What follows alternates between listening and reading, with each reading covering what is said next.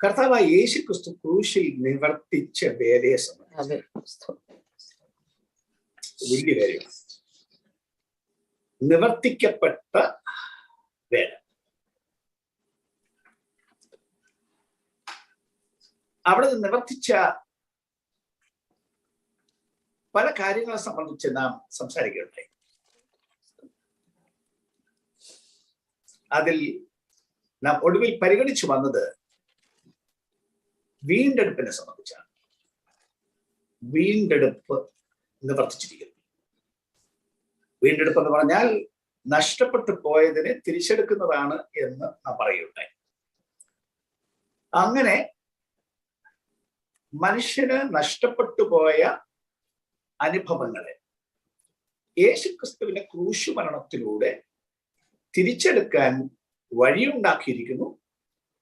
ആ പ്രവൃത്തി യേശുക്രിസ്തുവിന്റെ ക്രൂശിൽ തികച്ചിരിക്കുന്നു എന്നാണ് നാം പറഞ്ഞത്. ആ വീണ്ടെടുപ്പിന്റെ പല ഭാഗങ്ങളെ സംബന്ധിച്ചാണ് നാം ചിന്തിച്ചു വന്നത്.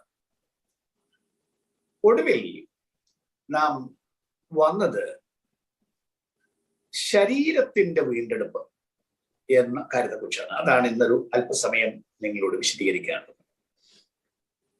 വീണ്ടെടുപ്പ് എന്നത് പറയുന്നത് ഒരു സമ്പൂർണമായ പ്രവൃത്തിയാണ്. ആദ്യത്തെ മനുഷ്യൻ പാപം ചെയ്തപ്പോൾ എന്തെല്ലാം നഷ്ടപ്പെട്ടു പോയോ അത് മുഴുവൻ തിരിച്ചെടുക്കുന്ന പ്രവൃത്തി. ദൈവവുമായുള്ള ബന്ധം നഷ്ടപ്പെട്ടു പോയിരുന്നു. അത് പുനഃസ്ഥാപിക്കാൻ അവിടുന്ന് വഴിയുണ്ടാക്കി ക്രൂശ് മരണത്തിലൂടെ. അവിടുത്തെ ദേഹം എന്ന തിരശീല മനുഷ്യർക്ക് വേണ്ടി ചിന്തിയത് നിമിത്തം, ചീന്തിക്കളഞ്ഞത് നിമിത്തം ജീവനുള്ളൊരു പുതുവഴി തുറന്ന് ആ വഴിയിലൂടെ ദൈവത്തിന്റെ അടുക്കലേക്ക് വരാൻ സൗകര്യം ദൈവം ഉണ്ടാക്കി. യേശുക്രിസ്തുവിന്റെ രക്തം അതിന് മനുഷ്യരെ പ്രാപ്തരാക്കുന്നു. പ്രാപ്തരാക്കുന്ന വിധം അവരുടെ പാപം പോക്കി അവരെ ശുദ്ധീകരിക്കുന്നു. ചെയ്തു പോയ തെറ്റ് ദൈവം ക്ഷമിച്ച് കുറ്റവാളി, പാപി എന്ന പേര് മാറ്റി, സ്ഥിതി മാറ്റി, പാപക്ഷമ നൽകി. മാത്രമല്ല, നമ്മൾ പറഞ്ഞു പാപം എന്ന പ്രശ്നത്തിന് തന്നെ യേശുക്രിസ്തുവിന്റെ ക്രൂശ് മരണം പരിഹാരം വരുത്തിയിരിക്കുകയാണ്. പഴയ നിയമത്തിൽ നിരന്തരമായി നടന്നു വന്നിരുന്ന യാഗങ്ങൾക്ക് പാപം എന്ന പ്രശ്നത്തെ പരിഹരിക്കാൻ സാധിച്ചില്ല. അവിടെ ചെയ്തു പോയ തെറ്റുകൾക്ക് മോചനം എന്ന അർത്ഥത്തിൽ, ക്ഷമ എന്ന അർത്ഥത്തിൽ ദൈവം നൽകി വന്നു. എന്നാലും പിന്നെയും പാപം ചെയ്യുന്ന ഒരു സ്ഥിതിയിലാണ് അവർ ജീവിച്ചത്. അതുകൊണ്ട് പിന്നെയും ആവർത്തിക്കപ്പെടുന്ന യാഗങ്ങൾ വേണ്ടിയിരുന്നു. എന്നാൽ യേശുക്രിസ്തു ഒരിക്കലായി ചെയ്ത ഈ ക്രൂശ് മരണത്തിലൂടെ, വീണ്ടെടുപ്പിന് വേണ്ടിയുള്ള ഈ പ്രായശ്ചിത്ത മരണത്തിലൂടെ പാപം എന്ന പ്രശ്നത്തെ തന്നെ ദൈവം പരിഹരിച്ചു. ഹൃദയത്തെ കഴുകി വിശുദ്ധീകരിച്ച് മനുഷ്യരെ പുതുസൃഷ്ടിയാക്കി മനുഷ്യനെ വിശുദ്ധീകരിച്ച് ദൈവത്തിന് മുമ്പാകെ കൊണ്ടുവരും. അങ്ങനെ മനുഷ്യന്റെ ആത്മീയ പ്രശ്നങ്ങൾക്ക് ദൈവം പരിഹാരം വരുത്തി യേശുക്രിസ്തുവിന്റെ ക്രൂശ് മരണത്തിൽ അതിന്റെ എല്ലാ സൗകര്യങ്ങളും ചെയ്തു തന്നിരിക്കുകയാണ്. എന്നാൽ അത് വീണ്ടെടുപ്പിന്റെ ഒരു ഭാഗമാണ്. അകത്ത മനുഷ്യന്റെ വീണ്ടെടുപ്പ്, നമ്മുടെ ആത്മാവിന്റെ വീണ്ടെടുപ്പ്, നിത്യശിക്ഷാവിധിയിൽ നിന്ന് മോചിക്കപ്പെട്ടിരിക്കുന്നു എന്ന ബോധ്യം, ദൈവത്തിന്റെ വഴിയിലേക്ക് നടക്കാനുള്ള ഒരു തുടക്കം, അതിന് നമ്മ കൊണ്ടുവന്ന പാതയിലാക്കി ആ പാതയിൽ സഞ്ചരിക്കാനുള്ള ശക്തി നൽകി. അതാണ് ജീവനുള്ള പുതുവഴി എന്ന് പറയുന്നത്. അപ്പൊ അങ്ങനെ ആ ജീവനുള്ള പുതുവഴിയിലൂടെ നടക്കുന്ന നമുക്ക് ആത്മാവിന്റെ വീണ്ടെടുപ്പ് ലഭിച്ചുവെങ്കിലും നമ്മുടെ ശരീരം പാപത്തിന്റെ തകർച്ചയിൽ ഇന്നും കിടക്കും എന്ന് ഞാൻ പറയുമ്പോ, ഏക മനുഷ്യനാൽ പാപവും, റോമാലേഖനം 5-ാം അധ്യായത്തിന്റെ 12-ാം വാക്യം അങ്ങനെയാണ്. അതുകൊണ്ട് ഏക മനുഷ്യനാൽ പാപവും പാപത്താൽ മരണവും ലോകത്തിൽ കടന്നു. ഇങ്ങനെ എല്ലാവരും പാപം ചെയ്യാൽ മരണം സകല മനുഷ്യരിലും പരന്നിരിക്കും. അപ്പൊ പാപം നിമിത്തം വന്ന മരണം എന്നത് ഇന്നും വാഴും. മനുഷ്യർ മരിക്കുന്നു, എല്ലാ മനുഷ്യരും മരിക്കുന്നു, ഭക്തന്മാരും മരിക്കുന്നു, സുവിശേഷ പ്രവർത്തകരും മരിക്കുന്നു. അപ്പൊ മനുഷ്യ ശരീരം മരിക്കാനല്ല ദൈവം ഒറിജിനലി ഉണ്ടാക്കിയത്, നിത്യമായി ജീവിക്കാൻ വേണ്ടിയാണ് ഉണ്ടാക്കിയത്. പക്ഷെ പാപം എന്ന പ്രശ്നം വന്നതോടെ മരണം പ്രവേശിച്ചു. ആ മരണം ഇങ്ങനെ മനുഷ്യനെ വാണുകൊണ്ടേയിരിക്കുകയാണ്. എന്നാൽ യേശുക്രിസ്തുവിന്റെ ക്രൂശമരണത്തിലൂടെ ശരീരത്തിന്റെ വീണ്ടെടുപ്പായ പുത്രത്വത്തിനും വഴി ഉണ്ടാക്കി എന്നാണ് തിരുവെഴുത്ത് വിളിച്ചു പറയുന്നത്. വീണ്ടെടുപ്പിന്റെ ഭാഗമായി അങ്ങനെ ഒരു കാര്യം സംഭവിക്കണം. എന്താണ് ശരീരത്തിന്റെ വീണ്ടെടുപ്പ് എന്ന് പറയുമ്പോൾ അർത്ഥമാക്കുന്നത്? റോമാലേഖനം 8-ാം അധ്യായത്തിന്റെ 23-ാം വാക്യത്തിൽ നാം വായിക്കുന്നത്, ആത്മാവെന്ന ആദ്യദാനം ലഭിച്ചവരായ നാമം നമ്മുടെ ശരീരത്തിന്റെ വീണ്ടെടുപ്പായ പുത്രത്വത്തിന് കാത്തുകൊണ്ട് ഉള്ളിൽ ഞരങ്ങുന്നു. പാടപ്പാട് ശരീരത്തിന്റെ വീണ്ടെടുപ്പായ പുത്രത്വം. ശരീരവും ഉദ്ധരിക്കപ്പെടും, അതിന്റെ കേട് പരിപൂർണമായി മാറിപ്പോകും. എന്തെല്ലാം കേട് ഈ ശരീരത്തിനുണ്ടായോ അതെല്ലാം, രോഗം വന്നു, അതിൽ നിന്ന് മോചനം. പലതരം വൈകല്യങ്ങൾ പല മനുഷ്യർക്കും പാപനിമിത്തം ഉണ്ടായി, ആ വൈകല്യങ്ങളിൽ നിന്നുള്ള മോചനം ഉണ്ടാവും. മരണം വന്നു, ആ മരണത്തിൽ നിന്നും മോചനം ഉണ്ടാവും. എഫെസ്യ ലേഖനം 1-ാം അധ്യായത്തിന്റെ 14-ാം വാക്യത്തിൽ നമ്മൾ വായിക്കുന്നത്, നമ്മുടെ വീണ്ടെടുപ്പിന് വേണ്ടി വാസ്തത്വത്തിന്റെ പരിശുദ്ധാത്മാവിനാൽ നമ്മെ മുദ്രയിട്ടിരിക്കുകയാണ്. അത് ആദ്യമായ അച്ചാരം നൽകി, ഉറപ്പ് നൽകി. അച്ചാരം കൊടുക്കാന്ന് പറഞ്ഞാൽ അറിയാമല്ലോ, കല്യാണത്തിനൊക്കെ പണ്ട് സ്ത്രീധനത്തിന് അഡ്വാൻസ് കൊടുക്കുമായിരുന്നു, അല്ലൊരു വസ്തു വാങ്ങിക്കാനാണെങ്കിൽ അഡ്വാൻസ് കൊടുക്കുമായിരുന്നു, അച്ചാരം. അപ്പൊ അങ്ങനെ ആ അച്ചാരം എന്നത് പരിശുദ്ധാത്മാവിന് നൽകിക്കൊണ്ട് ഈ ശരീരത്തിന്റെ വീണ്ടെടുപ്പിന്റെ ഗ്യാരണ്ടി ഉറപ്പാക്കിയിരിക്കുന്നു എന്നാണ് എഫെസ്യ ലേഖനം 1:14 നാം വായിക്കുന്നത്. റോമാലേഖനം 8-ാം അധ്യായത്തിന്റെ 11-ാം വാക്യത്തിൽ, അങ്ങനെ യേശുവിനെ മരിച്ചവരിൽ ഉയർപ്പിച്ചവന്റെ ആത്മാവ് നമ്മിൽ വസിക്കുന്നുവെങ്കിൽ അവനെ മരണത്തിൽ ഉയർപ്പിച്ചവന്റെ അതേ ആത്മാവ് നമ്മുടെ താഴ്ചയുള്ള ശരീരത്തെയും അവനോടുകൂടെ ഉയർപ്പിക്കും, അപ്പൊ മടക്കി ജീവനിലേക്ക് വരുത്തും എന്ന് അവിടെ പ്രസ്താവിച്ചിരിക്കുകയാണ്. എഫെസ്യ ലേഖനം 1-ാം അധ്യായത്തിന്റെ 20-ാം വാക്യമാണെങ്കിൽ പരിശുദ്ധാത്മാവിന്റെ വലിയ ശക്തിയെക്കുറിച്ചും ഒക്കെ പറഞ്ഞിട്ട് 20-ാം വാക്യം പറയുന്നത്, അങ്ങനെ അവൻ ക്രിസ്തുവിലും വ്യാപരിച്ചു, അവനെ മരിച്ചവരുടെ ഇടയിൽ നിന്ന് ഉയർപ്പിക്കുകയും സ്വർഗത്തിൽ തന്റെ വലത്തുഭാഗത്ത് എല്ലാ വാഴ്ചയ്ക്കും അധികാരത്തിനും ശക്തിക്കും കർത്തൃത്വത്തിനും ഈ ലോകത്തിൽ മാത്രമല്ല വരുവാനുള്ളത് വിളിക്കപ്പെടുന്ന സകല നാമത്തിനും അത്യന്തം മീതെ അവനെ ഇരുത്തി. അപ്പൊ അങ്ങനെ ഈ ആത്മാവ് ക്രിസ്തുവിൽ വ്യാപരിച്ച് അവനെ മരിച്ചവരുടെ ഇടയിൽ നിന്ന് ഉയർപ്പിച്ചു. അതേ ആത്മാവ് സകല മനുഷ്യരെയും വിശുദ്ധ ഗണത്തെ പ്രത്യേകിച്ച് ഉയർപ്പിച്ചു കൊണ്ടുവരും എന്ന് തിരുവെഴുത്ത് വിളിച്ചു പറയുന്നു. എന്താണ് ശരീരത്തിന്റെ വീണ്ടെടുപ്പ് എന്ന് പറയുമ്പോൾ അർത്ഥമാക്കുന്നത്?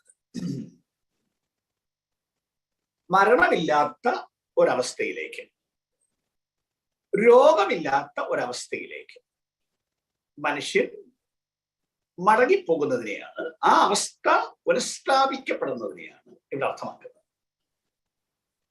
കൊരിന്ത്യർക്കെഴുതിയ 1-ാം ലേഖനം 15-ാം അധ്യായത്തിന്റെ 26-ാം വാക്യത്തിൽ അവിടെ പറഞ്ഞിരിക്കുന്ന ഒടുക്കത്തെ ശത്രുവായിട്ട് മരണം ശത്രുവായിട്ട്. അപ്പൊ അങ്ങനെ മരണം നീങ്ങിയ ഒരു അവസ്ഥ, മരണമില്ലാത്ത ഒരവസ്ഥ. വെളിപ്പാട് പുസ്തകം 21-ാം അധ്യായത്തിന്റെ 5-ാം വാക്യത്തിൽ പറയുന്നത്, ഇനി മരണം ഉണ്ടാകില്ല. അപ്പൊ അങ്ങനത്തെ കാലം ഉണ്ടാവും. മരണം ഉണ്ടാകുകയില്ല എന്ന ഒരു കാലം. വീണ്ടെടുപ്പിനെ സംബന്ധിച്ച് 49-ാം സങ്കീർത്തനം 7-ാം വാക്യത്തിലും പറഞ്ഞത് നാം ഒരിക്കൽ വായിച്ചതാണ്. സഹോദരൻ ശവക്കുഴി കാണാതെ എന്നേക്കും ജീവിച്ചിരിക്കുന്നത് അവനെ വീണ്ടെടുപ്പാനോ ദൈവത്തിൽ വീണ്ടെടുപ്പ് വില കൊടുപ്പാനോ ആർക്കും കഴിയില്ല. അപ്പൊ ശവക്കുഴി കാണാതെ എന്നേക്കും ജീവിച്ചിരിക്കാൻ എന്ന് പറഞ്ഞാൽ മരണം കൂടാതെ എന്നേക്കും ജീവിച്ചിരിക്കാൻ. മാനുഷികമായി മനുഷ്യരെ കൊണ്ട് അത് സാധിക്കില്ല, പക്ഷേ അത് സംഭവിച്ചിരിക്കുന്നു എന്ന് പത്രോസ് ലേഖനത്തിൽ പറഞ്ഞതും നാം ശ്രദ്ധിക്കുകയുണ്ടായി. അപ്പോ മനുഷ്യൻ മരണത്തിൽ നിന്ന് തിരിച്ചു വരും. 1 കൊരിന്ത്യർ 15-ാം അധ്യായത്തിന്റെ 52-ാമത്തെ വാക്യത്തിൽ 1 കൊരിന്ത്യർ 15-ന്റെ 52 വായിക്കാൻ സൗകര്യമുണ്ടോ? ഉണ്ടെങ്കിൽ 55. ഹേ മരണമേ, 52-ാം വാക്യം, നാം എല്ലാവരും നിദ്ര കൊള്ളുകയില്ല. എന്നാൽ അന്ത്യകാഹളനാദത്തെങ്കിൽ പെട്ടെന്ന് കണ്ണ് മെയ്ക്കുന്നതിനിടയിൽ നാം എല്ലാവരും രൂപാന്തരപ്പെടും. കാഹളം ധ്വനിക്കും, മരിച്ചവർ അക്ഷയരായി ഉയർക്കുകയും കാഹളം ധ്വനിക്കും, മരിച്ചവർ അക്ഷയരായി ഉയർക്കുകയും നാം രൂപാന്തരപ്പെടുകയും ചെയ്യും. അപ്പൊ മരിച്ചവർ അക്ഷയരായി, ക്ഷമയില്ലാത്തവരായി ഉയർത്തുവരും. ഭാവിയിലൊരു ദിവസമാണ്. എങ്കിലും വചനം വളരെ വ്യക്തമായി തെളിച്ചു പറയുന്നു, ആ മരണം എന്ന പ്രശ്നത്തിന് സ്ഥിരമായ നിത്യമായ പരിഹാരം ഉണ്ടാവും. ഓൾറെഡി അതിന്റെ കാര്യം ചെയ്ത് കഴിഞ്ഞിരിക്കുകയാണ്. എന്നാൽ അത് പൂർണ്ണമായി സംഭവിക്കും. യോഹന്നാന്റെ സുവിശേഷം 5-ാം അധ്യായം 28-ഉം 29-ഉം വാക്യങ്ങളിൽ യേശു തന്നെ പറയുന്ന ഇതിങ്കിൽ ആശ്ചര്യപ്പെടരുത്. കല്ലറകളിലുള്ള എല്ലാവരും അവന്റെ ശബ്ദം കേട്ട് നന്മ ചെയ്തവർ ജീവനായും തിന്മ ചെയ്തവർ ന്യായവിധിക്കായും പുനരുത്ഥാനം ചെയ്യുവാനുള്ള നാഴിക വരുന്നു. അപ്പൊ കല്ലറകളിലുള്ള എല്ലാവരും, ആരെല്ലാം മരിച്ചവരെല്ലാവരും, ഇപ്പൊ എല്ലാരെയും കല്ലറയിൽ അടക്കം ചെയ്തിട്ടില്ല. അല്ലാതെ അടക്കപ്പെട്ടവരോ അല്ലെങ്കിൽ മൺമറഞ്ഞു പോയവരോ ശരീരം ദഹിപ്പിച്ച് ചാരമാക്കിയവരോ ഒക്കെ ഉണ്ടാവാം. എല്ലാവരും അവന്റെ ശബ്ദം കേട്ട് ജീവിക്കുന്ന ഒരു നാഴിക വരുന്നു. പ്രവൃത്തി പുസ്തകം 24-ാം അധ്യായത്തിന്റെ 15-ാം വാക്യത്തിൽ പൗലോസ് അപ്പോസ്തലൻ പ്രസ്താവിക്കുന്ന ഒരു പ്രസ്താവനയുണ്ട്. അദ്ദേഹത്തിന്റെ വിശ്വാസത്തെ കുറിച്ച് പ്രഖ്യാപിക്കുകയാണ്. വചന സത്യമാണ്. നീതിമാന്മാരുടെയും നീതികെട്ടവരുടെയും പുനരുദ്ധാനം ഉണ്ടാകും എന്ന് ഇവർ ആശ വെച്ച് കാത്തിരിക്കുന്നത് പോലെ ഞാനും കാത്തിരിക്കും. നീതിമാന്മാരുടെ പുനരുദ്ധാനം ഉണ്ടാകും, നീതികെട്ടവരുടെ പുനരുദ്ധാനം ഉണ്ടാകും.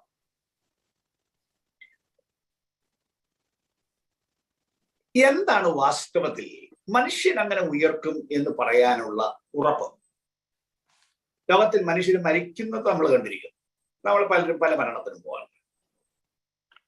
ഞാൻ ഒരുപാട് മരണത്തിന് പോകാറുണ്ട്. കാരണം ഞങ്ങളുടെ ശുശ്രൂഷയുടെ ഭാഗമായിട്ട് മരിച്ചവരെ അടക്കുന്ന ജോലിയും കൂടെയാണ്. അങ്ങനെ ധാരാളം അടക്കങ്ങൾക്ക് പോയിട്ടുണ്ട്. പക്ഷെ ആരും ഉയർത്തു വരുന്നത് ഇതുവരെ നമ്മൾ കണ്ടിട്ടില്ല. ഞാനും കണ്ടിട്ടില്ല.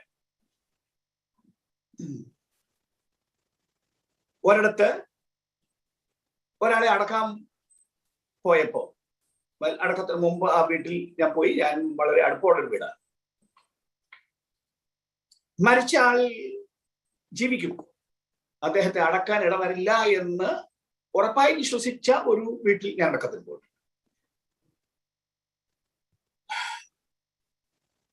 ശവക്കുഴിയുടെ അവിടെ ശവക്കുഴിയിൽ വെക്കുന്നതിന് അവസാന നിമിഷം വരെ ഉയർക്കുമെന്ന് അവർ പ്രതീക്ഷിച്ചിരുന്നു. പക്ഷെ ഉയർത്തില്ല. ആ മൃതശരീരം ഞാൻ അടക്കി. അപ്പൊ നമ്മള് മരിച്ചവർ എഴുന്നേറ്റ് വരും നമ്മൾ കണ്ടിട്ടില്ല. നമ്മുടെ വീട്ടിൽ തന്നെ എത്രയോ പേര് മരിച്ചു. അവരെയൊക്കെ അടക്കാൻ നമ്മൾ പോയി. നമ്മൾ ആ അടക്കം കണ്ടു.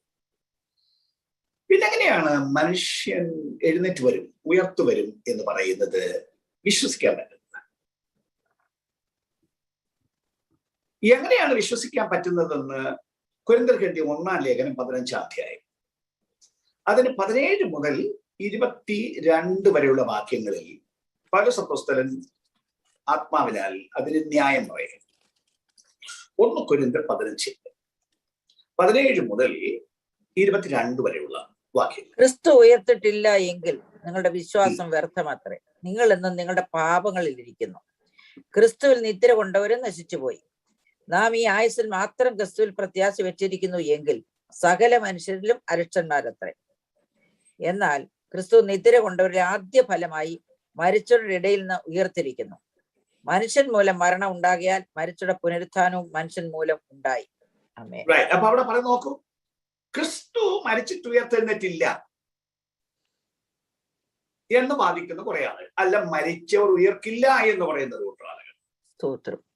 അപ്പൊ മരിച്ചവർ ഉയർക്കില്ല എന്ന് പറയുന്ന ന്യായം പറയുമ്പോ പൗലോസ് അപ്പോസ്തലൻ പറയുകയാണ്, അങ്ങനെ മരിച്ചവർ ഉയർക്കുന്നില്ലെങ്കിൽ യേശു ഉയർത്തുന്നില്ല. കാരണം മരിച്ചവരാരും ഉയർക്കില്ല. അപ്പൊ പിന്നെ എങ്ങനെ യേശു ഉയർക്കുന്നത്? അവരുടെ ന്യായത്തിന് മറുന്യായം പറയുക. അങ്ങനെ യേശു ഉയർത്തിട്ടില്ല എങ്കിൽ പിന്നെ നമ്മളുടെ ഈ ക്രിസ്തു വിശ്വാസത്തിന് അർത്ഥമില്ല. ബാക്കിയൊരു മനുഷ്യനെ പോലെ മാത്രമേ യേശുവിന്റെ മരണവും പരിഗണിക്കാൻ പറ്റുള്ളൂ. എന്നാൽ തറപ്പിച്ച് പറയുന്നു, എന്നാൽ ക്രിസ്തു നിദ്ര കൊണ്ടവരിൽ ആദ്യ ഫലമായി മനുഷ്യരുടെ ഇടയിൽ നിന്ന് ഉയർത്തിരിക്കുന്നു. അദ്ദേഹം ഇത് വിശ്വസിച്ചിരുന്ന ആളല്ല, നേരത്തെ ഇതിനെതിര് പറഞ്ഞിരുന്ന ആളാണ്, ഇതിനെ ഖണ്ഡിച്ചിരുന്ന ആളാണ്. പക്ഷേ അദ്ദേഹം തന്റെ കണ്ണുകൊണ്ട് നേരിട്ട് ഈ ഉയർത്തെഴുന്നേറ്റ ക്രിസ്തുവിനെ കണ്ടു. നേരിട്ട് ജീവിക്കുന്ന ക്രിസ്തുവിനെ കണ്ടു. പിന്നെയാണ് യാഥാർത്ഥ്യങ്ങൾ തിരുവെഴുത്തിൽ നിന്ന് തനിക്ക് വെളിപ്പെട്ട് കിട്ടിയത്. ഇതെല്ലാം തിരുവെഴുത്തിൽ പറഞ്ഞിരിക്കുന്നതാണ് എന്ന് പൗലോസ് അപ്പോസ്തലന് ബോധ്യപ്പെട്ടു. അന്ന് പൗലോസ് അപ്പോസ്തലനല്ല, തന്റെ ശാസ്ത്രീയനാണ്. എന്നാൽ ഈ സത്യങ്ങൾ വെളിപ്പെട്ട് കിട്ടി തറപ്പിച്ച് പറയുകയാണ്, ക്രിസ്തു നിദ്ര കൊണ്ടവർ ആദ്യ ഫലമായി മനുഷ്യരുടെയിൽ നിന്ന് ഉയർത്തിരിക്കുന്നു. യേശു ഉയർത്തെങ്കിൽ, യേശു എന്ന ഒരാൾ ഉയർത്തെങ്കിൽ ഉയർപ്പ് സാധ്യമാണ്. കാരണം എല്ലാവരും മരിച്ചതാണ് നമ്മൾ കാണുന്നത്, അടക്കപ്പെടുന്നതാണ് നമ്മൾ കാണുന്നത്, എഴുന്നേറ്റ് വരുന്നത് നമ്മൾ കാണുന്നില്ല. എന്നാൽ അതിന്റെ നടുവിൽ ഒരുത്തൻ ആ മരണത്തിൽ എഴുന്നേറ്റ് വരാൻ പ്രാപ്തനായെങ്കിൽ നിശ്ചയമായിട്ടും മരിച്ചവരുടെ ഉയർപ്പ് നടക്കും. തന്റെ മരണത്തിൽ എഴുന്നേറ്റ് വരാൻ തനിക്ക് കഴിവുണ്ടെങ്കിൽ മറ്റുള്ളവരെ മരിച്ചവരെ എഴുന്നേൽപ്പിക്കാനും തനിക്ക് കഴിവുണ്ട് എന്നാണ് അതിന്റെ ലോജിക്ക്, അതിന്റെ ന്യായം, അതിന്റെ യുക്തി. എന്ന് മാത്രമല്ല തെളിച്ചു പറയുന്ന വാക്യങ്ങൾ. എബ്രായ ലേഖനം 2-ാം അധ്യായത്തിന്റെ 14-ാം വാക്യം, മക്കൾ ജഡരക്തങ്ങളോട് കൂടിയവരാകുകൊണ്ട് അവനും അവരെ പോലെ ജഡരക്തങ്ങളോട് കൂടിയവനായി മരണത്തിന്റെ അധികാരിയായ പിശാചിനെ തന്റെ മരണത്താൽ നീക്കി ജീവപര്യന്തം മരണഭീതിയിൽ അടിമകളായിരുന്നവരെ ഒക്കെയും വിടുവിച്ചു. നോക്ക പ്രയോഗം, മക്കൾ ജഡരക്തങ്ങളോട് കൂടിയവരാകുകൊണ്ട് യേശുവും അവരെ പോലെ ജഡരക്തങ്ങളോട് കൂടിയവനായി ശരീരവും രക്തവും എടുത്തു വന്നു. മരണത്തിന്റെ അധികാരിയായ പിശാചിനെ തന്റെ മരണത്താൽ നീക്കി. യേശുക്രിസ്തുവിന്റെ ക്രൂശ് മരണത്താൽ, ക്രൂശിലൂടെ സാധിച്ച കാര്യമാണല്ലോ നമ്മൾ പറയുന്നത്. നിവർത്തിക്കപ്പെട്ട വേല, ക്രൂശിൽ കിടന്നുകൊണ്ട് വിളിച്ചു പറഞ്ഞത് അത് നിവർത്തിയായി. ഇവിടെ പറയുന്നത് മരണത്തിന്റെ അധികാരിയായ പിശാചിനെ തന്റെ മരണത്താൽ നീക്കി എന്ന് പറഞ്ഞാൽ ഇനി പിശാചില്ലെന്നാണോ അർത്ഥം? അല്ല, മരണത്തിന്റെ അധികാരി എന്ന സ്ഥാനത്ത് നിന്ന് അവനെ നീക്കി. അവനാണ് മരണം കൊണ്ടുവന്നത്. അവൻ കൊണ്ടുവന്ന പാപം നിമിത്തമുണ്ടായ ചരക്കാണ് മരണം. ഇത്രയും കാലം അവൻ വാണു, മരണം പിടിച്ച് വാണു. എന്നാൽ യേശുവിന്റെ ക്രൂശ് മരണത്തിലൂടെയും യേശു മരിച്ചവൻ ഉയർത്തെഴുന്നേറ്റതിനാലും അവനെ മരണത്തിന്റെ അധികാരി എന്ന സ്ഥാനത്ത് നിന്ന് നീക്കി. പകരം വെളിപ്പാട് പുസ്തകം 1-ാം അധ്യായത്തിന്റെ 18-ാം വാക്യം ക്രിസ്തു വിളിച്ചു പറയുന്നു, ഞാൻ മരിച്ചവനായിരുന്നു, അല്ലെങ്കിൽ മരിച്ചവനായി തീർന്നു. ഐ ബിക്കെയിം ഡെഡ്, ഞാൻ മരിച്ചവനായി തീർന്നു. എന്നാൽ ഇതാ എന്നേക്കും ജീവിച്ചിരിക്കുന്നു. മരണത്തിന്റെയും പാതാളത്തിന്റെയും താക്കോൽ എന്റെ കൈവശമുണ്ട്. യേശു മരിച്ചിട്ട് അടക്കപ്പെട്ട് 3-ാം ദിവസം കല്ലറയിൽ നിന്ന് പുറത്തു വന്നപ്പോ താൻ മാത്രം പുറത്തു വന്നു എന്ന് മാത്രമല്ല, മരണത്തിന്റെ അധികാരിയായി വാണിരുന്നവനെ അവന്റെ ഉദ്യോഗത്തിൽ നീക്കി ആ മരണത്തിന്റെയും കല്ലറകളുടെയും താക്കോൽ പിടിച്ചു വാങ്ങി ഏത് സമയത്തും തനിക്ക് ഇഷ്ടമുള്ളപ്പോൾ കല്ലറ തുറക്കാനുള്ള അധികാരത്തോടാണ് യേശു ക്രിസ്തു മരിച്ചവരുടെ പുറത്തു വന്നത്. അത് യേശുവിന്റെ മരണത്താൽ സംഭവിച്ച കാര്യമാണ്. പിശാചിന്റെ ആധിപത്യത്തെ നീക്കിയത്, അധികാരത്തെ നീക്കിയത്, അവനെ ശക്തിയെ നീക്കം ചെയ്തത്, അവനെ നിർവീര്യമാക്കിയത്, അവന്റെ പക്കൽ ഉണ്ടായിരുന്ന മരണമെന്ന ഈ ആയുധം പിടിച്ചു വാങ്ങി താഴെ വെപ്പിച്ച് ജയ ഉത്സവം കൊണ്ടാടിയത്. മാത്രമല്ല അതിന്റെ സൂചന, വ്യക്തമായ സൂചന മത്തായി സുവിശേഷം 27-ാം അധ്യായം അതിന്റെ 51-ഉം 52-ഉം വാക്യങ്ങൾ. 27-ന്റെ 51-ഉം 52. അപ്പോൾ മന്ദിരത്തിലെ തിരശ്ശീല മേൽ തൊട്ട് അടിയോളം രണ്ടായി ചീന്തിപ്പോയി, ഭൂമി കുലുങ്ങി, പാറകൾ പിളർന്നു, കല്ലറുകൾ തുറന്നു, നിദ്ര പ്രാപിച്ച വിശുദ്ധന്മാരുടെ ശരീരങ്ങൾ പലതും ഉയർത്തെഴുന്നേറ്റു. അവന്റെ പുനരുത്ഥാനത്തിന്റെ ശേഷം കല്ലറകളെ വിട്ടു വിശുദ്ധ നഗരത്തിൽ ചെന്ന് പലർക്കും പ്രത്യക്ഷമായി. കണ്ടില്ലേ, യേശു ക്രിസ്തുവിന്റെ ക്രൂശുമരണത്തിന്റെ സമയം വലിയ ഭൂകമ്പം ഉണ്ടായി, പാറകൾ പിളർന്നു, കല്ലറകൾ പലതും തുറന്നു, മരിച്ച വിശുദ്ധന്മാരുടെ ശരീരങ്ങൾ പലതും അപ്പോൾ ഉയർത്തെഴുന്നേറ്റു. യേശുവിന്റെ മരണസമയത്ത് യേശുവിന്റെ പുനരുത്ഥാനത്തിന് ശേഷം അവ കല്ലറകളെ വിട്ട് നഗരത്തിൽ ചെന്ന് പലർക്കും പ്രത്യക്ഷമായി. വ്യക്തമായ സംഭവം, ആളുകൾ കണ്ട സംഭവം. യേശു ക്രിസ്തുവിന്റെ ക്രൂശുമരണത്തിലൂടെ മരണത്തിന്റെ ബലം കെട്ടു എന്ന്, മരണത്തിൽ നിന്ന് മനുഷ്യനെ മടക്കി വരുത്താൻ വഴി തുറന്നു എന്ന് തെളിയിച്ചുകൊണ്ട് ക്രൂശീകരണ സമയത്ത് തന്നെ, മരണസമയത്ത് തന്നെ ഇത് സംഭവിച്ചു.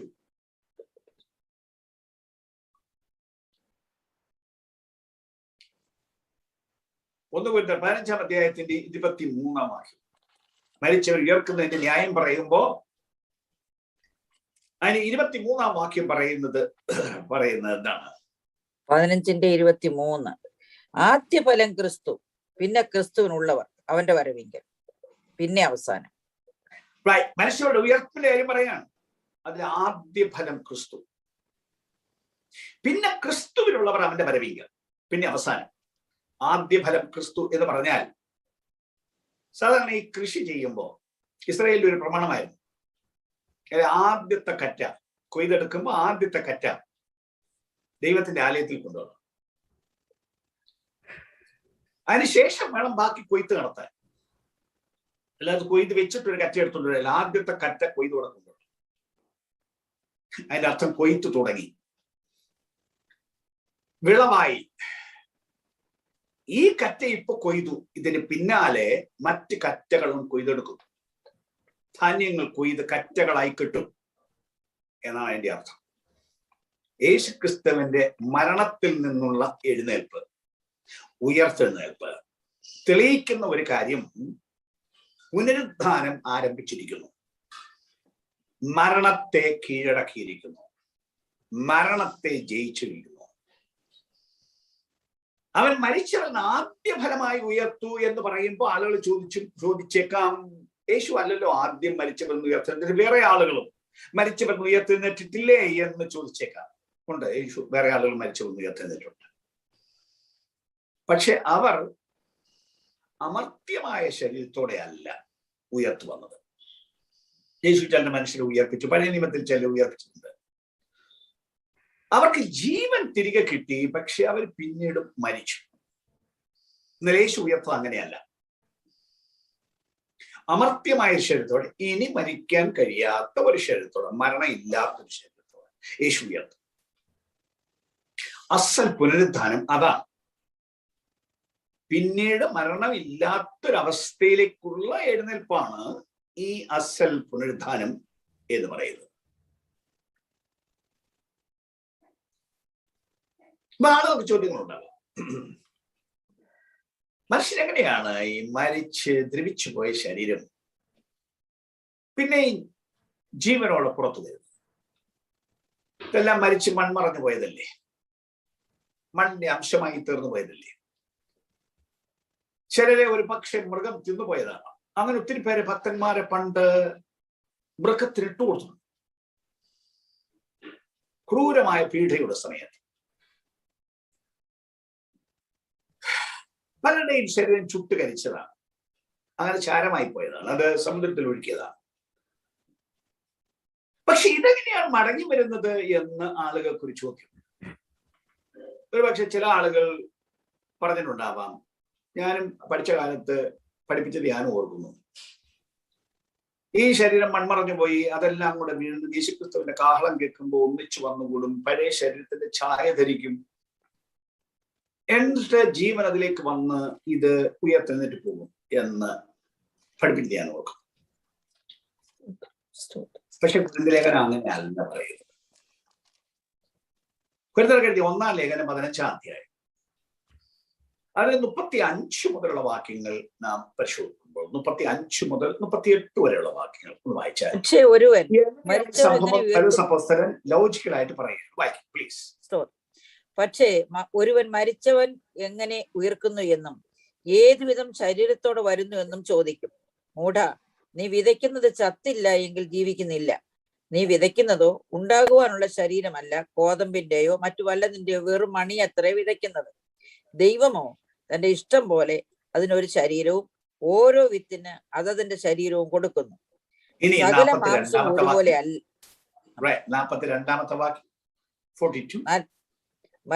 മരിച്ചവരുടെ പുനരുത്ഥാനം അവണ്ണം തന്നെ ദ്രവത്വത്തിൽ വിതയ്ക്കപ്പെടുന്നു, മരിച്ചവരുടെ പുനരുദ്ധാനവും അവണ്ണം തന്നെ. എങ്ങനെ?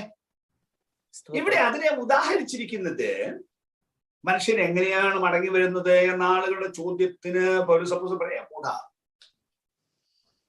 പ്രകൃതി നോക്കൂ,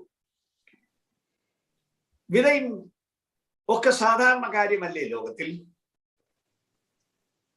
മനുഷ്യരുടെ വിത്തെടുത്ത് കുഴിച്ചിടുന്നു.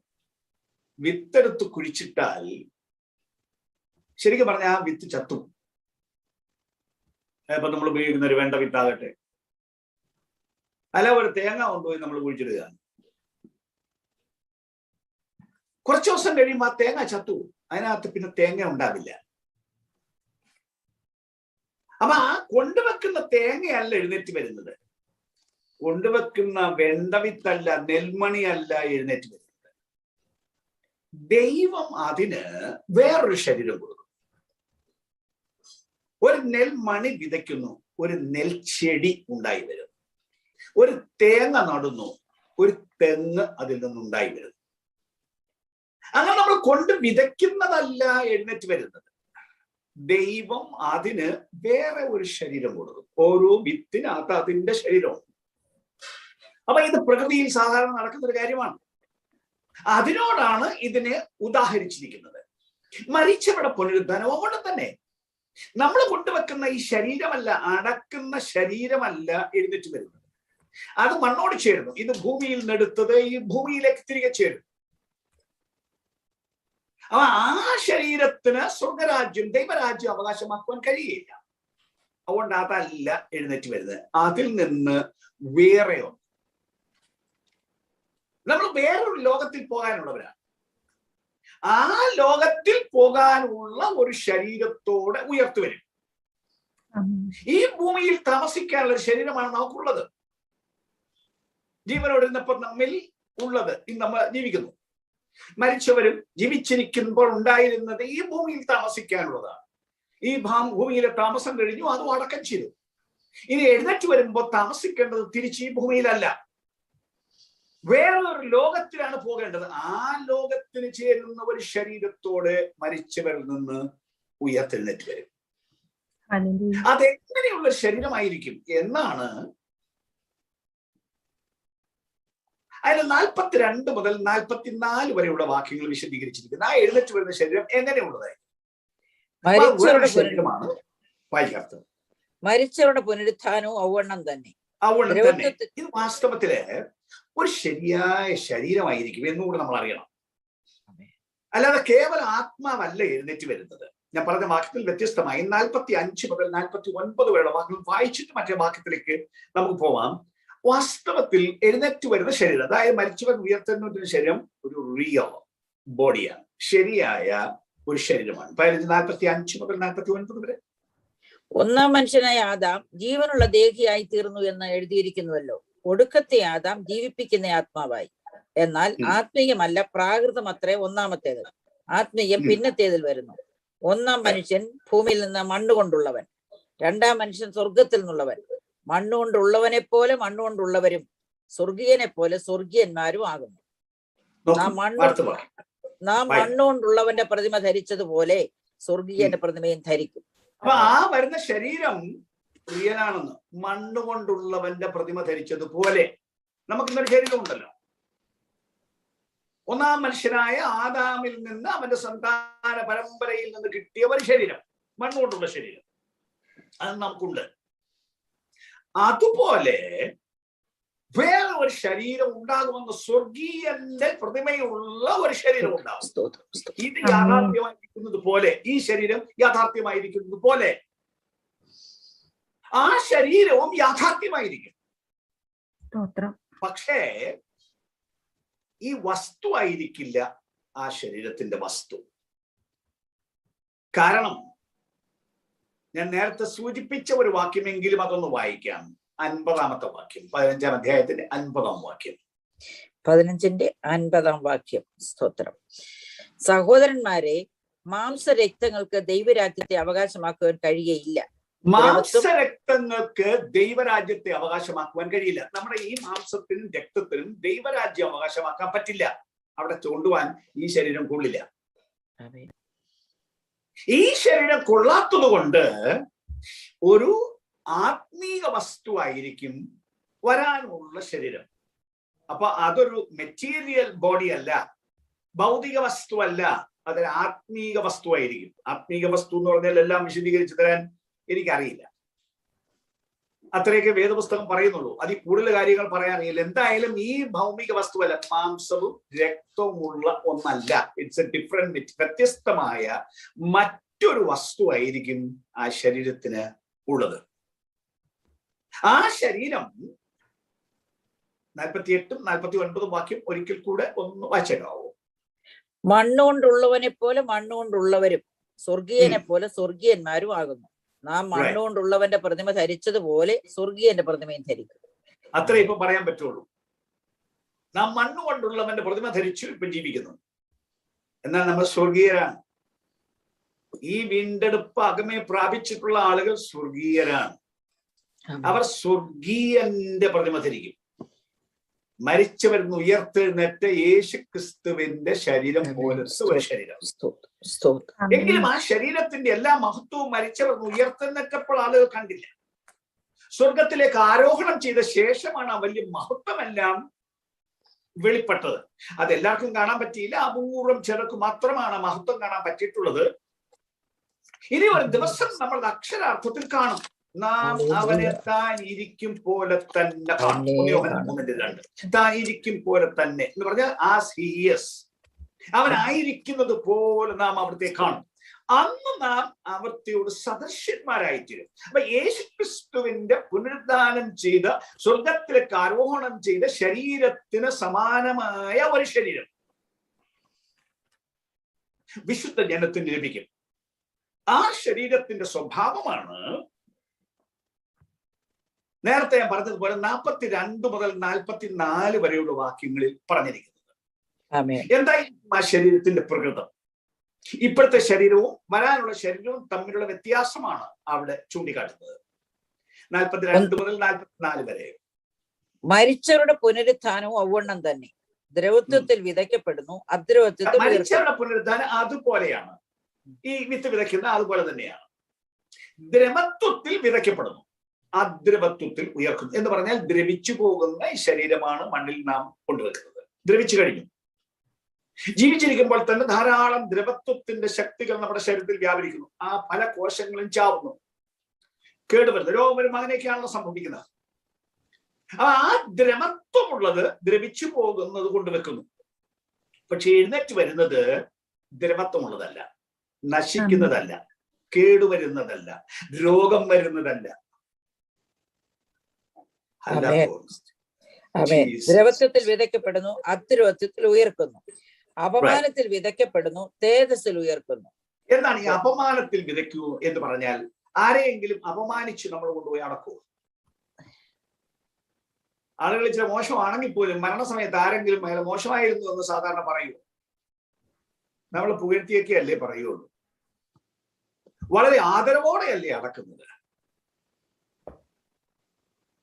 അമേരിക്കയിൽ നിങ്ങൾ അടക്കുമ്പോൾ വളരെ കൃത്യമായി അടക്കാനുള്ള സംവിധാനങ്ങളെല്ലാം ഫ്യൂണറൽ ഹോംകാർ ചെയ്തിട്ടുണ്ട്.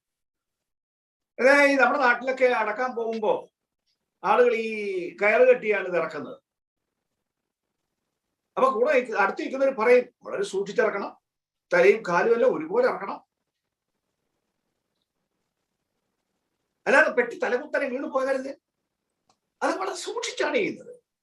മരിച്ച ശരീരമാണ്, മണ്ണിൽ വെക്കാൻ പോകുന്ന ശരീരമാണ്. എങ്ങനെയെങ്കിലും ആകട്ടെ എന്ന് വിചാരിച്ചല്ല നമ്മൾ അടക്കുന്നത്. വളരെ ആദരവോടും ബഹുമാനത്തോടും കൂടെയാണ് നമ്മളത് ചെയ്യുന്നത്. പക്ഷേ പിന്നെന്താണ് ഈ അപമാനത്തിൽ വിതയ്ക്കുന്നു എന്ന് പറഞ്ഞാൽ അർത്ഥം? വളരെ വലിയ ഒരാളുടെ അടക്കത്തിന് ഞാൻ പോയതോർക്കുന്നു. കുറേയേറെ നാൾ കഴിഞ്ഞാണ് ശരീരം നാട്ടിലെത്തിയത്. വേറൊരു രാജ്യത്തെ മരിച്ചത്. പെട്ടി തുറക്കാൻ മേലാതെ വണ്ണം ദുർഗന്ധം വമിക്കുമായിരുന്നു. അപ്പൊ സ്വന്തക്കാർ തന്നെ വന്ന് പറഞ്ഞു, വേഗം അടക്കണം, നാറുന്നു. ഏറ്റവും അടുത്ത ആള് തന്നെ. ഇത് വെച്ചേക്കാൻ കൊള്ളില്ല, ഇത് ദ്രവത്വം ബാധിച്ചു കഴിഞ്ഞതാണ്, ദുർഗന്ധം വമിച്ചു തുടങ്ങിയതാണ്. പക്ഷെ എഴുന്നേറ്റ് വരുന്നത് യേശുക്രിസ്തുവിന്റെ തേജസ്സുള്ള ശരീരം പോലെയുള്ളൊരു ശരീരം. സൂര്യശോഭയേക്കാൾ വലിയ ശോഭയിൽ, കണ്ണഞ്ചിപ്പിക്കുന്ന ശോഭയിൽ ഈ കൊണ്ടുവച്ച ശരീരം എഴുന്നേറ്റ് വരും. യേശുക്രിസ്തുവിന്റെ ക്രൂശിന്റെ ശക്തി അതാണ്. യേശുക്രിസ്തു നിവർത്തിച്ച വേലയുടെ വല്ലഭത്വം അതാണ്. അടുത്തത് ബലഹീനതയിൽ വിതയ്ക്കപ്പെടുന്നു. ക്ഷീണം ബാധിച്ച, കഴിവുകളുണ്ടായ ഒരു ശരീരമാണ് കൊണ്ടുവെക്കുന്നത്. പക്ഷെ എഴുന്നേറ്റ് വരുന്നത് ഒരു കാലത്തും ക്ഷീണം ഉണ്ടാകാത്ത ശക്തിയിൽ ഉയർക്കും. കല്ലറയിൽ നിന്ന് എഴുന്നേറ്റ് വരുവാനുള്ള ശക്തിയോടെ, കല്ലറകളെ തുറക്കുന്ന ശക്തിയോടെ. സ്തോത്രം. ആകാശ മേഘങ്ങളെ താണ്ടിപ്പോകാനുള്ള ശക്തിയോടെ ശരീരം ഉയർത്തുന്നു. അടുത്തത് പ്രാകൃത ശരീരം ധരിക്കുന്നത്. പ്രാകൃത എന്ന് പറഞ്ഞാൽ മലയാള വാക്ക് അത്ര ശരിയാണെന്ന് എനിക്ക് അറിഞ്ഞൂടാ. നാച്ചുറൽ ബോഡി, പ്രകൃത ശരീരം, ആ ദീർഘമില്ലാതെ. പ്രകൃത ശരീരം, നാച്ചുറൽ ബോഡി, ഭൂമിയിൽ നിന്നെടുത്ത ഈ ശരീരം, ഇതുകൊണ്ടുപോയി വിതയ്ക്കുന്നു. ഉയർത്തു വരുന്നത് ഈ നാച്ചുറൽ ബോഡിയല്ല, മണ്ണിൽ നിന്നെടുത്ത ഈ ശരീരമല്ല, ആത്മീക ശരീരം ഉയർത്തും. അതിന്റെ മെറ്റീരിയൽ ആത്മീക മെറ്റീരിയലാണ്. നമ്മൾ പോകാൻ പോകുന്ന ലോകം ആത്മലോകമാണ്, സ്വർഗ ലോകമാണ്. അവിടെ പോകാൻ ചേരുന്ന ഒരു ശരീരത്തോടെ നാം ഒരു ദിവസം ഉയർത്തുവരും. ഇതിനെയാണ് ശരീരത്തിന്റെ വീണ്ടെടുപ്പ് എന്ന് പറയുന്നത്. ഒന്നുകൂടെ ഇതിനടുത്ത് പറയുന്നു, ആദ്യത്തെ മനുഷ്യന് ദൈവം ഉണ്ടാക്കിയപ്പോ നിത്യമായി ജീവിക്കാൻ ഉണ്ടാക്കി, മരണമില്ലാത്തവനായി ഉണ്ടാക്കി, രോഗമില്ലാത്തവനായി ഉണ്ടാക്കി. ആ അനുഭവത്തിലേക്കുള്ള മടങ്ങി വരവാണ് ഈ പറയുന്ന കാര്യം. അതിപ്പോൾ സംഭവിച്ചിട്ടില്ല, ഒരു ദിവസം സംഭവിക്കാൻ വേണ്ടി വെച്ചിരിക്കുകയാണ്. പക്ഷെ അതിന് വേണ്ടതെല്ലാം ചെയ്ത് റെഡിയാക്കി വെച്ചിരിക്കുകയാണ്. അതിന്റെ ഗ്യാരണ്ടി യേശുക്രിസ്തുവിന്റെ മരണ പുനരുദ്ധാനത്തിലൂടെ ഉറപ്പാക്കിയിരിക്കുകയാണ്. എന്ന് മാത്രമല്ല, വ്യക്തിപരമായി നമുക്ക് ഉറപ്പ് തന്നിരിക്കുകയാണ് പരിശുദ്ധാത്മാവിനെ നൽകിയിട്ട്. നിങ്ങളുടെ അകത്ത മനുഷ്യനെ വീണ്ടെടുക്കുവാൻ, അകത്തെ കേടുപോക്കുവാൻ ദൈവത്തിന്റെ വചനവും ദൈവത്തിന്റെ ആത്മാവും വന്ന് അകത്ത് പുതുതാക്കിയെങ്കിൽ അതതിന്റെ ആചാരമാണ്. ഒരു ദിവസം അതിന്റെ പൂർണ്ണ അളവ് തരുന്നു. ശരീരത്തിന്റെ വീണ്ടെടുപ്പായ പുത്രത്വം ഒരു ദിവസം സംഭവിച്ച് ആ പരിശുദ്ധാത്മാവ് നമ്മെ ഉയർപ്പിച്ച് നാം പോകാനുള്ള ലോകത്തിലേക്ക്, രാജ്യത്തിലേക്ക് നമ്മെ കൊണ്ടുപോകും. എല്ലാവരും ഉയർക്കും. വിശുദ്ധന്മാർ മാത്രമല്ല ഉയർക്കുന്നത് എന്നറിയണം. യേശുക്രിസ്തുവിന്റെ പുനരുദ്ധാനം ഒരു ഉറപ്പ് ലോകത്തോട് പറഞ്ഞിരിക്കുകയാണ്. എല്ലാവരും ഉയർക്കും, എല്ലാ കല്ലറകളെയും തുറക്കും. ഞാൻ നേരത്തെ പറഞ്ഞ 2 വാക്യങ്ങൾ യോഹന്നാൻ 5:28-29. ഇതിങ്കൽ ആശ്ചര്യപ്പെടരുത്, കല്ലറകളുടെ എല്ലാവരും അവന്റെ ശബ്ദം കേട്ട് നന്മ ചെയ്തവർ ജീവനായും തിന്മ ചെയ്തവർ ന്യായവിധിക്കായും എഴുന്നേൽപ്പാനുള്ള നാഴിക വരുന്നു. യേശുക്രിസ്തുവിന്റെ ശബ്ദത്തിങ്കൽ, വേറെ ഒന്നുമല്ല സംഭവം. യേശുക്രിസ്തുവിന്റെ ശബ്ദത്തിങ്കൽ, അവന്റെ അധികാരത്തിങ്കൽ മരിച്ചവരെ മടക്കി വിളിക്കാനുള്ള അധികാരത്തോടെ പുറത്തു വന്ന യേശു എല്ലാ കല്ലറകളെയും തുറക്കും. ഭക്തന്മാരുടെ കല്ലറയും തുറക്കും, അല്ലാത്തവരുടെ കല്ലറയും തുറക്കും.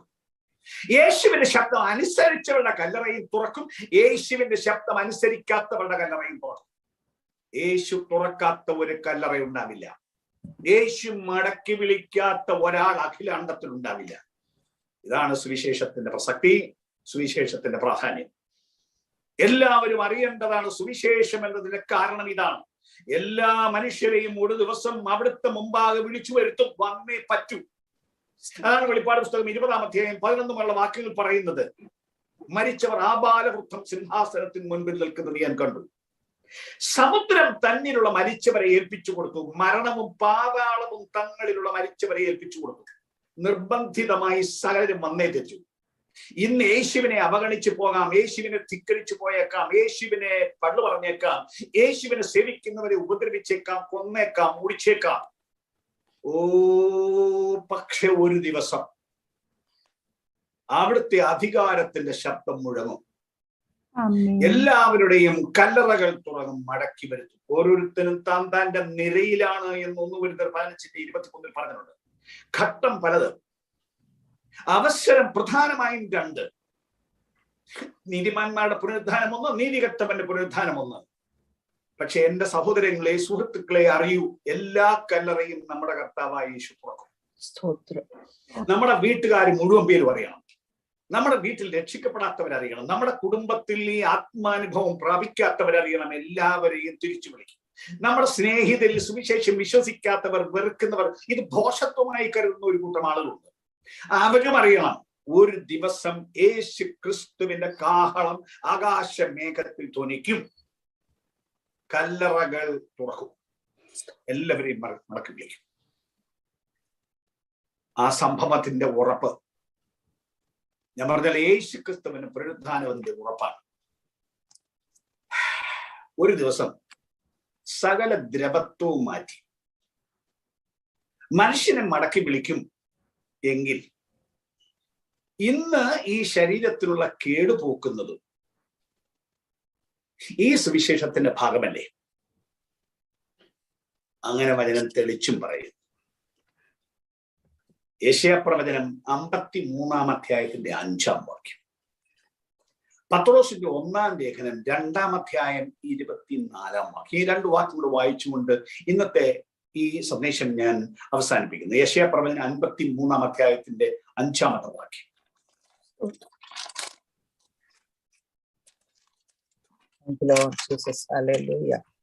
യെശയ്യാ 53:5. എന്നാൽ അവൻ നമ്മുടെ അതിക്രമങ്ങൾ നിമിത്തം മുറിവേറ്റും നമ്മുടെ അകൃത്യങ്ങൾ നിമിത്തം തകർന്നു വിരിക്കുന്നു. നമ്മുടെ സമാധാനത്തിനായുള്ള ശിക്ഷ അവന്റെ മേലായി, അവന്റെ അടിപ്പിണരുകളാൽ നമുക്ക് സൗഖ്യം വന്നുമിരിക്കുന്നു. കണ്ടില്ലേ? അവന്റെ അടിപ്പിണരുകളാൽ, നമുക്ക് വേണ്ടി ഏറ്റ അടിപ്പിണരുകളാൽ നമുക്ക് സൗഖ്യം വന്നുമിരിക്കുന്നു. 1 പത്രോസ് 2-ാം അധ്യായത്തിന്റെ 24-ാം വാക്യം. നാം പാപം സംബന്ധിച്ച് മരിച്ച് നീതിക്ക് ജീവിക്കേണ്ടതിന് അവൻ തന്റെ ശരീരത്തിൽ നമ്മുടെ പാപങ്ങളെ ചുമന്നുകൊണ്ട് ക്രൂശിന്മേൽ കയറി അവന്റെ അടിപ്പിണരാൽ നിങ്ങൾക്ക് സൗഖ്യം വന്നിരിക്കുന്നു. അവന്റെ അടിപ്പിണരുകളാൽ നിങ്ങൾക്ക് സൗഖ്യം വന്നുമിരിക്കും. ആമേൻ. അബ്രഹാമിന്റെ ചോദ്യം തന്നോട് തന്നെയുള്ള ചോദ്യം അല്ല, വെല്ലുവിളിക്കാൻ വരുന്ന അവിശ്വാസത്തോടുള്ള ചോദ്യം. മരിച്ചവരെ ജീവിപ്പിക്കുകയും ഇല്ലാത്തതിനെ ഉള്ളതിനെ പോലെ മടക്കി വിളിക്കുകയും ചെയ്യുന്നവരാണ് ഞാൻ വിശ്വസിക്കുന്ന ദൈവമെങ്കിൽ, കേടായിപ്പോയ എന്റെ ഭാര്യയുടെ, പഴകിപ്പോയ നിർജീവമായി പോയ എന്റെ ഭാര്യയുടെ ഗർഭപാത്രം ജീവിപ്പിച്ചു കൊണ്ടുവരാൻ എന്റെ ദൈവത്തിന് കഴിയില്ലെന്നോ? ഒരു ദിവസം അത് സംഭവിക്കും. മരിച്ചവർ എഴുന്നേൽക്കുമെന്നുള്ള സത്യമാണെങ്കിൽ യേശു ക്രിസ്തുവിന്റെ ക്രൂശിന്റെ ശക്തിയാൽ, അവിടുത്തെ വചനത്തിന്റെ ശക്തിയാൽ ഇന്ന് കേടുള്ള ഈ ശരീരത്തിന് സൗഖ്യമുണ്ടാകും എന്നുള്ളത് ഗ്യാരണ്ടീഡാണ്, ഉറപ്പായ സംഗതിയാണ്. രോഗം വരില്ല എന്നല്ല ഇതിന്റെ അർത്ഥം, മരണമുണ്ടാവില്ല എന്നല്ല ഇതിന്റെ അർത്ഥം. പക്ഷെ യേശു ക്രിസ്തുവിന്റെ നാമനിമിത്തം അവന്റെ അടിപ്പിണരുകളാൽ സൗഖ്യത്തിനുള്ള വഴി തുറന്നിരിക്കും. ഞാൻ ഇന്ന് എടുത്തു പറയുന്നു, ക്രൂശിൽ കിടന്നുകൊണ്ട് അത് നിവൃത്തിയായി എന്ന് പറഞ്ഞപ്പോ മനുഷ്യ പാപം നിമിത്തം സംഭവിച്ച സകല തകർച്ചകളും പരിഹരിക്കാനുള്ള വഴി നിവർത്തിച്ചു. ഒന്ന മരണത്തിന് അവസാനം വരുത്താൻ ആ ക്രൂശിൽ വഴിയുണ്ടാക്കി. ആ മരണത്തിന്റെ അധികാരിയായ പിശാചിനെ അധികാരത്തിൽ നീക്കാനായിരുന്നു. ആ മരിച്ചവരെന്നുള്ള എഴുന്നേൽപ്പ് മരണത്തിന്റെയും പാതാളത്തിന്റെയും താക്കോൽ പിടിച്ചെടുക്കാനുള്ള എഴുന്നേൽപ്പായിരുന്നു. അത് പിടിച്ചെടുത്തു. അധിപതിയായി യേശു വാഴും. ക്രൂശിൽ അത് നിവർത്തിച്ചിരിക്കും. ആ വീണ്ടെടുപ്പ് പൂർത്തീകരിച്ചിരിക്കും. അതാണ് ഫൈനൽ വീണ്ടെടുപ്പ്. വീണ്ടെടുപ്പിന്റെ അന്തിമ അവസ്ഥ, ശരിയായ നിത്യജീവനിലേക്ക്, സ്വർഗദേശത്തേക്ക് നാം പ്രവേശിക്കുന്ന ആ ഫൈനൽ സ്റ്റേജ്, അതും യേശുക്രിസ്തുവിന്റെ ക്രൂശിങ്കൽ നിവർത്തിക്കപ്പെട്ടിരിക്കുന്നു.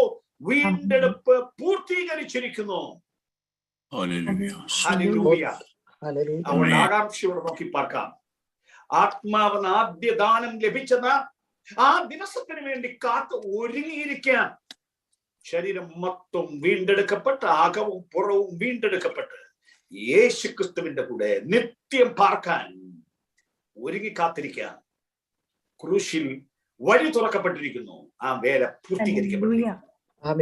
ഒരുങ്ങി ജീവിക്കാൻ, വിശ്വാസത്തോടെ ജീവിക്കാൻ, ശരീരത്തിന്റെ ബലഹീനതയുടെയും കഴിവുകേടിന്റെയും നടുവിൽ വിശ്വാസത്തിന്റെ ആത്മീയ അധികാരം ഏറ്റെടുത്തുകൊണ്ട് അടിപ്പിണരുകളുടെ സൗഖ്യത്തിനായി സ്തോത്രം ചെയ്ത് നമുക്ക് കൃപയിൽ ആശ്രയിക്കാൻ ഈ വചനങ്ങളാൽ ദൈവം നമ്മെ അനുഗ്രഹിക്കും.